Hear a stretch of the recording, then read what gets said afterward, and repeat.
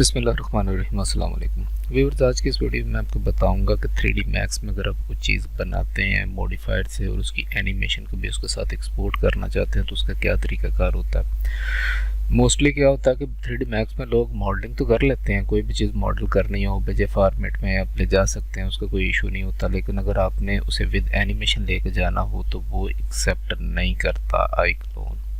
तो उसका क्या तरीकाकार होता है, सबसे पहले मैं आज आपको बताता हूँ। आज हम एक एप्पल बनाने वाले हैं, एनिमेटेड एप्पल, जो एक स्फीयर से बनेगा। हम सिंपली यहाँ पे एक स्फीयर बना लेते हैं। ये बन गई है, स्फीयर हमारे सामने आ गया। एक बॉल है सिंपल, इसमें कुछ सेगमेंट्स हमने ऐड कर लिए। एडवांस में सेगमेंट ऐड करने का मकसद ये होता है कि चीज़ स्मूथ बनती है, थोड़ी हाई पॉली में चली जाती है, लो पॉली में नहीं होती। तो उससे क्या होता है कि चीज़ सॉफ्टली काम करती है अगर आप एनिमेशन उसके ऊपर अप्लाई कर रहे हैं। अगर अदरवाइज़ आपने वैसे सिंपल एप्पल बनाना तो फिर आप लो पॉली बना सकते हैं, उसका कोई इशू नहीं है। लेकिन ये एनिमेट करना है तो एनिमेट में फिर अगर वो एनिमेट करेगा तो उसके वो अजीब सा ही एक बनेगा हिसाब किताब। अच्छा, इसके बाद मैं यहाँ मॉडिफायर में चला जाता हूँ। मॉडिफायर में जाने के बाद यहाँ पे हम आ जाते हैं FFD के 2x2 का, 3x3 का, 4x4 का। लेकिन हमें यहाँ पे जो अपनी मर्ज़ी से चूज़ करने के लिए वो चाहिए। ये सेट नंबर होते हैं। इसमें सेट नंबर में अगर हम यहाँ पे 5 कर देते हैं, यहाँ भी 5 कर देते हैं, यहाँ भी 5 कर देते हैं, तो इसके सेंटर में हमें एक चाहिए। जैसे ये अभी आ गया 5 करने से ये इसके सेंटर में आ गया, अदरवाइज ये इसके सेंटर में नहीं था। अगर मैं बैक करके आपको दिखाता हूँ तो यहाँ पे ये देखिए ये साइडों पे है, सेंटर में नहीं है। तो हमें सेंटर में चाहिए था एप्पल बनाने के लिए। अब इसमें क्या काम हम करेंगे, अब विद एनिमेशन है कि ये एक स्फीयर है, ये एप्पल में कन्वर्ट होनी है। तो यहाँ पे हम सिंपली, ये हमारे टाइमलाइन है। 3D मैक्स सबको पता है कि एक मॉडलिंग प्लस एनिमेशन की सॉफ्टवेयर, और बहुत बहुत बहुत बड़ा सॉफ्टवेयर है ये। जितनी भी बड़ी बड़ी मूवीज़ बनती हैं वो ऑलमोस्ट ब्लेंडर से पहले तक जो कुछ हो गया, पर बाद में ब्लेंडर आ गया। ब्लेंडर तो एक वो प्लगइन का भंडार है पूरा, कि प्लगइन करते जाओ तो ठीक है। तो इसमें बगैर प्लगइन के बहुत ज़्यादा काम हो जाता है। तो अब यहाँ पे हम क्या काम करेंगे कि इसका एक सेंटर देखेंगे। ये सेंटर है हमारे पास, इसका जस्ट एक पॉइंट हमें चाहिए। तो सबसे पहले इसे FFD के बॉक्स को यहाँ से खोलेंगे और कंट्रोल पॉइंट पे हम चले जाएंगे। ये वाला हमने एक पॉइंट इसका सिलेक्ट कर लेना, जस्ट ये वाला, ठीक है। प्रिसेप्टिव में इसलिए हूँ कि इसे हम घुमा के कोई इशू नहीं होता, हम हर तरफ देख सकते हैं। यहाँ पे ये प्लस का बटन है हमारे पास, ऑटो की आप ऑन कर लें। प्लस के की से यहाँ से आप फर्स्ट फ्रेम इसका यहाँ जनरेट कर लें कि हमें फर्स्ट फ्रेम यहाँ पे चाहिए। 30 पे चले जाए। 30 पे जाने के बाद आप क्या काम करें, यहाँ पे मूव टूल से इसे नीचे की तरफ ऐसे मूव कर दें, ऐसे जैसे ये अभी मैंने किया। अच्छा, इसके बाद आप इसका नीचे वाला जो हिस्सा है इसकी तरफ भी जाए, इसी फ्रेम पे आप उसे भी कर सकते हैं। यहाँ पे आ जाएं और उसका भी जो सेंटर वाला एक पॉइंट सिर्फ सेलेक्ट करना। अगर आप वैसे करेंगे तो ये एंड तक जो है ना पूरी एक लाइन सिलेक्ट हो जाएगी। तो लाइन सिलेक्ट करनी, जस्ट हमने इसे करना। अच्छा, अब यहाँ से मैं इसे भी थोड़ा सा ऊपर की तरफ कर देता हूँ, ऐसे, ठीक है। अच्छा, अब यहाँ से हम आगे की तरफ चले जाते हैं, ठीक है। इतना सा 50 पे हम आगे चले जाते हैं। अब आगे जाने के बाद हम क्या काम करने वाले हैं कि इसकी थोड़ी सी शेप बना लेते हैं इस तरीके के साथ कि जैसे एक एप्पल की शेप होती है। तो यहाँ से इसे थोड़ा सा ऊपर से हम ऐसे चौड़ा कर लेते हैं, नीचे से थोड़ा सा यहाँ पे ऐसे, ठीक है। एक शेप टाइप इसकी जो है वो हमें आनी चाहिए कि फील हो जैसे ये वाकई में एप्पल जैसी एक शेप है इसकी, ठीक है। थोड़ा सा और इसे यहाँ से हल्का सा, बिल्कुल माइनर सा, ठीक है, हम कर लेते हैं इसे। अब यहाँ पे बैक चलते हैं तो ये आप प्ले करते हैं, हम यहाँ पे ये देखें उसने एक शेप अपनी ले ली है, शेप ने इस जगह पे, ठीक है। यहाँ पे वैसे हम घुमा के देख लेते हैं, ठीक है, थोड़ा सा ये ऊपर की तरफ है। अच्छा, अब यहाँ पे क्या है, यहाँ पे तो खिचड़ी पक गई है इस चीज़ की, तो अब इसे थोड़ा समझना कॉम्प्लिकेटेड सा होता है। तो इसके लिए आप फिर इसे दोबारा प्रिसेप्टिव में आ जाएं और यहाँ पे हम देखेंगे कि इसके जो पॉइंट्स हैं, एक पॉइंट ये इसका सेंटर, ये वाला, ये एक लाइन आ रही है इसके सेंटर में, आपने एक पॉइंट ये पकड़ लेना, ठीक है, इधर रख लेते हैं फिलहाल। एक पॉइंट हमारे पास इस लाइन में ये है, एक पॉइंट हमारे पास इस लाइन में ये है, और एक पॉइंट हमारे पास इस लाइन में ये है। इन्हें थोड़ा सा ऊपर की तरफ उठाना,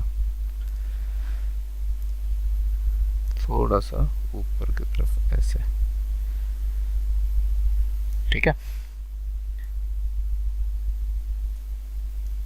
इसे ऊपर की तरफ उठाना और इसे भी, जो इसके अंदर वाला एक हिस्सा है, इसे भी हम थोड़ा सा ऊपर की तरफ उठा लेते हैं। अच्छा जी, ये हमारा मसला इस जगह पे सॉल्व हो गया। अब हमने क्या काम करना है इसके बाद के, इसके ऊपर एक और मॉडिफायर लगा देना है, वो है एडिट मैश, वो सॉरी डिलीट मैश लगा दिया, एडिट मैश लगाना हमने। एडिट मैश लग गया, इसे आपने ओपन कर लेना है। एडिट मैश को ओपन करने के बाद इसका इग्नोर बैक फेसिंग, इससे क्या होगा कि अगर आप ऊपर से इसे कोई सिलेक्ट करते हैं तो इसका ये नीचे वाला पार्ट सिलेक्ट नहीं होगा। मतलब फॉर एग्जांपल मैं इसे यहाँ से ख़त्म करता हूँ और यहाँ पे मैं चाहता हूँ कि ये इसका सेंटर सिर्फ इतना सा सिलेक्ट हो, ये सिलेक्ट हो गया, आपको नज़र आ रहा है, और ये नीचे से भी सिलेक्ट हो गया, ठीक है। बहुत बुरी बात है, हमें सिर्फ ऊपर वाला हिस्सा चाहिए। हम इसे जब क्लिक करेंगे तो इसके बाद हम इजीली, क्योंकि अगर एक एक सेगमेंट को या वर्टेक्स को सिलेक्ट करें कि ऊपर नज़र आना चाहिए नीचे नहीं नज़र आना चाहिए, तो वो बड़ा टाइम लग जाता है। इससे देखें ये काम कितना इजी हो गया हमारे पास, ठीक है। अब यहाँ पे मैं इसे 75 पे ले जाता हूँ और इसे जस्ट सिलेक्ट करना है, इसका और कोई काम नहीं है। इसके ऊपर FFD का जो मॉडिफायर है हमारे पास, वो हम इसके ऊपर 2x2 का भी इजीली काम करेगा, कोई इशू नहीं।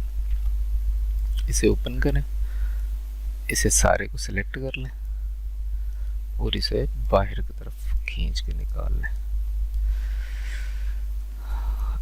ऐसे,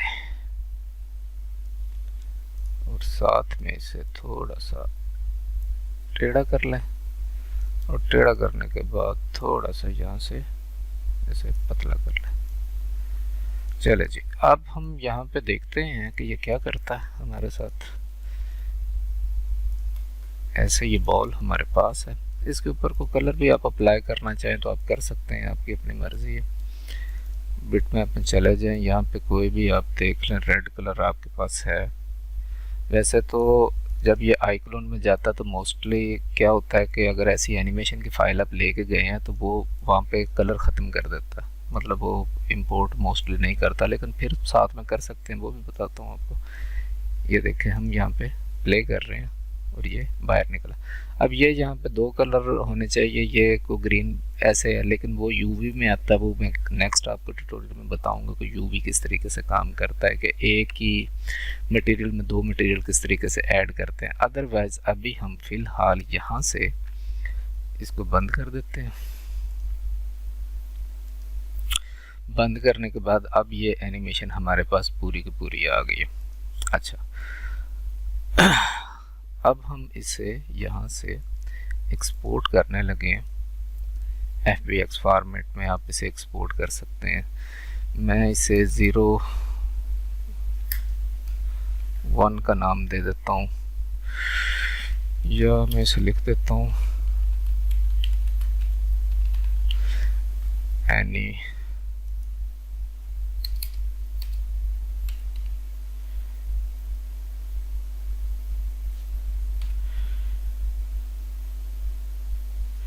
एनिमेटेड एप्पल।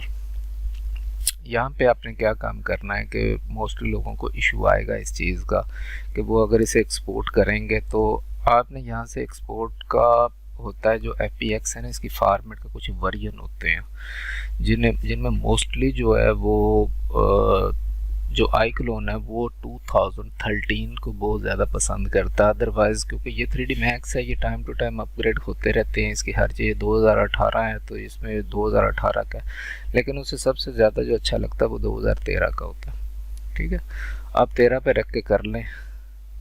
और दूसरा एक और इशू भी इधर मैं आपको बता देता हूँ, अभी मैं आपके सामने करके दिखा रहा हूँ। अगर किसी बंदे को ये इशू दोबारा आता है कि मेरे से नहीं हो रहा, तो फिर वो अपने आई क्लोन को जो वर्जन्स हैं उन्हें चेक करे, क्योंकि 3D एक्सचेंज और आई क्लोन का आपस में अक्सर ऐसा होता है, सिस्टम क्रैक वर्जन लोगों ने किए होते हैं, वो आपस में नहीं कंपेटिबिलिटी एक चीज़ की सही से नहीं बनती।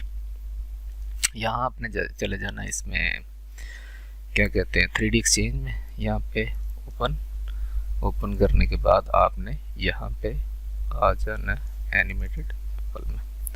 यहाँ पे ये इंपोर्ट एनिमेशन ये मस्ट होना चाहिए, स्मूथ ये मटेरियल जो है, वैसे तो मैं इधर ओके कर देता हूँ तो ये यहाँ पे हमें शो होना शुरू हो गया।